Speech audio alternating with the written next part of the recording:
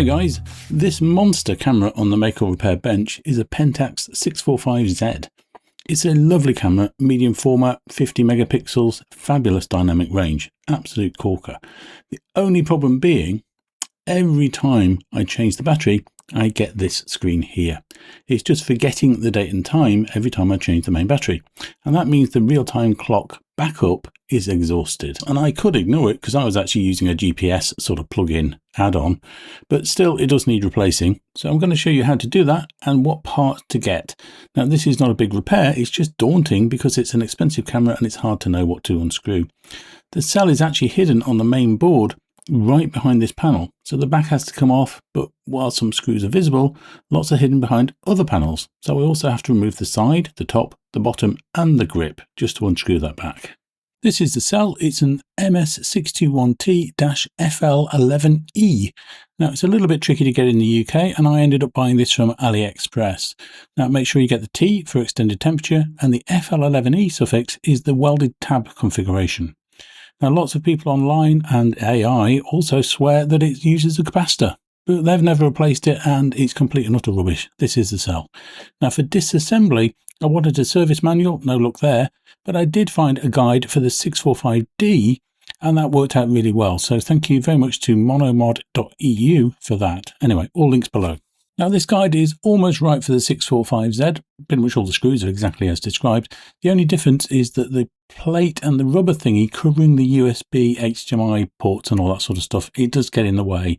So also unscrew that. I didn't actually find that out until the end, until I couldn't put it back together very easily. Now stick to the screws you need to remove, don't remove anything else because, you know, it could be a bit critical if you do, and you do need to keep track of them. I counted 5 different lengths in total and they all need to go back in exactly the right place. Now you start, the side tripod mount is the first thing, and this is because it interlocks with the bottom.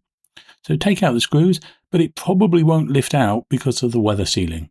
Now I used a sheet of paper with double-sided tape so I could lay out the screws in the position they came from, and I did this for every screw, and there are a lot of them. Now Monomod states to use a Phillips head 0 size, and while that works I found a double 0 to be slightly better. Note these screws are not super tight. Now I didn't remove the triangular strap mounts and I later regretted that, so pop off the one on the grip at least. It's going to make things a lot easier later. Alright, those are the side panel screws all laid out, so I'm going to move those well out of the way so I don't knock them or anything like that. And then it's just a case of working systematically. The next step is the bottom, and I'll do exactly the same thing. I'm not going to show you taking every screw out and all that sort of stuff. Be aware there are some screws just inside the battery holder door, just at the surface. There are also 2 right in the bottom of it.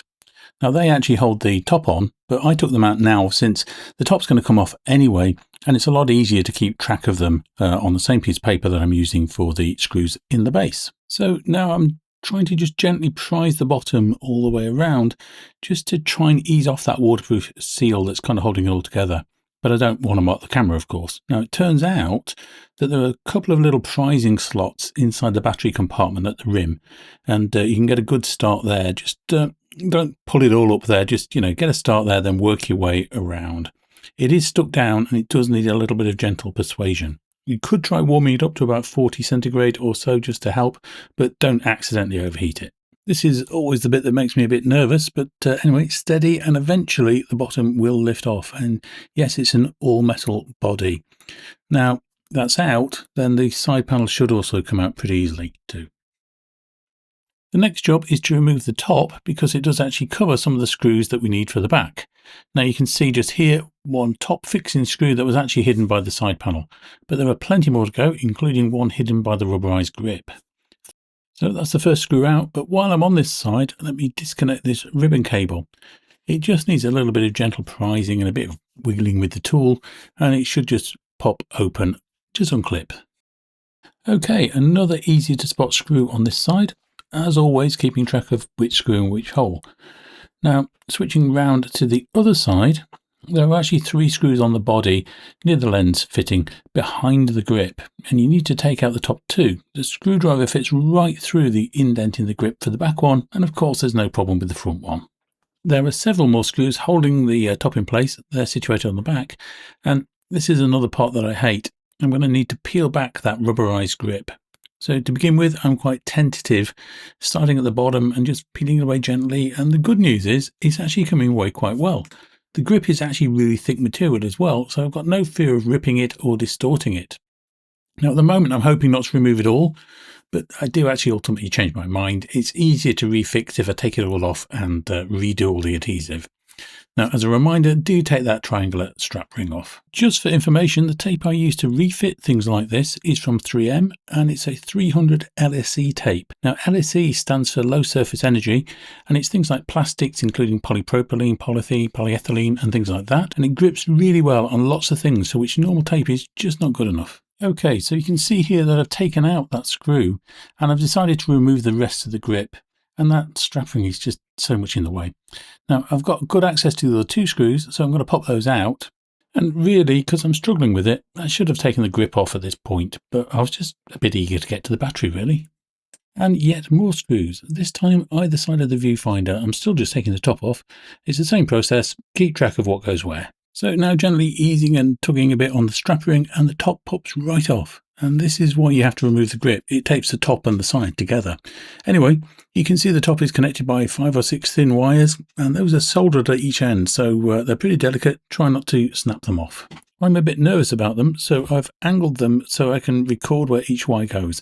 It turns out to be simple enough. They just go onto a terminal board with matching wires on the other side. So finally, I can get to the screws that are holding the back on. Now, there's a tab sticking up at the top left, there's one at the bottom right, the two that I already removed under the grip, and of course there's another one underneath.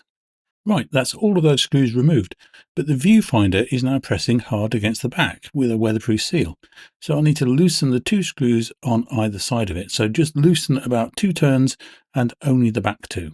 And now I'm gently prising from alternative sides, because as well as releasing the back bit by bit, there's also an LCD connector buried in this, and I'm trying to unplug that at the same time. Now, this would actually probably have been a bit easier had I removed that USB cover plate that I mentioned earlier. There's a heatsink compound on the processor. It presses onto a plate at the back. Now, if this is soft, you can push in the sides a bit to make it a bit higher, but if it's crumbly, you need to replace it. So take a look at things like heatsink pads for GPUs and get one that's about 0.2, 0.3 millimeters thicker than this paste. And finally, here is the rechargeable coin cell on the left-hand side between the SD slot and the USB. Now I'm just going to desolder the 2 connections on the left, pop on the new one, and job done. I do suggest, however, that you check the legs on the new one are connected the same way round as the one on the board. Alright, it's a little awkward keeping my head out of the way while I'm doing this, but I'm just going to heat both of these at the same time, and not quite. So I'm heating both tabs at the same time just to lift this off, and there we go. So it's only a 2.53 millimeter tip that I used there. Okay, I probably should have tested this before taking it off, but here we have the old cell is just 0.9 volts, and that's way too low and certainly not the 3 volts it should be. And yes, I did actually attempt to recharge that. You just plug in the normal batteries and leave it alone. Now the new one will probably be a little bit low at 2.5, let's say, something like that, maybe 2.8, something like that would be normal before it's installed. Yeah, so 2.7, that seems to be pretty healthy. That should start up okay, and then of course hold a new charge. I'm using the fast soldering method so that I avoid damaging the new cell with heat. So first up though, I just need to clean the pads with braid. That done, I'm just tinning the pads now with some fresh flux cord solder. Because of the soldering method, I need to add some flux, but I don't flood the board, I flux the tabs on the actual cell. Now this iron tip is tinned for wet heat transfer, so I can just press it on for a very brief period and it forms a solid joint. And there it is installed. Now there might be a tiny bit of flux near my joints, so I'll use some IPA on a fresh lint-free swab. So not wrapped cotton buds, because they might actually just shed a few bits. We don't really want those in the camera. Great, so time for reassembly, and the first job is to deal with this heatsink compound. This has got a putty-like consistency, so I'm happy with it. I've just plumped it up a little bit. But if it is hard, then it will need to come off, measure it, and pop in a new thermal pad. Anyway, next I do need to reaffix this white wire that's somehow snapped off. It's just a bit tricky holding the top, the wire, the iron all at once and keeping it all clear of the camera. Anyway, it's just a simple retacking the wire on. Easy enough. This was a real pain, just trying to get everything in position so that I could get that wire where it needed to be. Right, so assembly is now really just the reverse order. First, jiggle that back into position again, making sure the connector joins, and retighten the viewfinder. Put the top on, put the grip on, do the bottom, do the side. And I'm not going to show most of that because there's just nothing of interest there. It's just a case of picking up the right screw and putting it in the right hole. And because I've set them all out very neatly, it's really not a problem. Well, I've got the top and back screwed back in fully now, so I need to reaffix the grip. So first up, I'm peeling off all the remaining tape. Now this is a bit laborious, to be honest, but I'm going to cut this short on the video, obviously, but it's best to do this. Any little lumps that you leave cause gaps in adhesion, and you really don't want that. Now the tape's off, I'm just cleaning all the surfaces with IPA, then drying them thoroughly. So next up then, I need to put on the new double-sided tape, and there's a few features to keep an eye for. For example, there's an odd depression that matches the screw head, and there are some that line up with little blocks of plastic, like keying locations.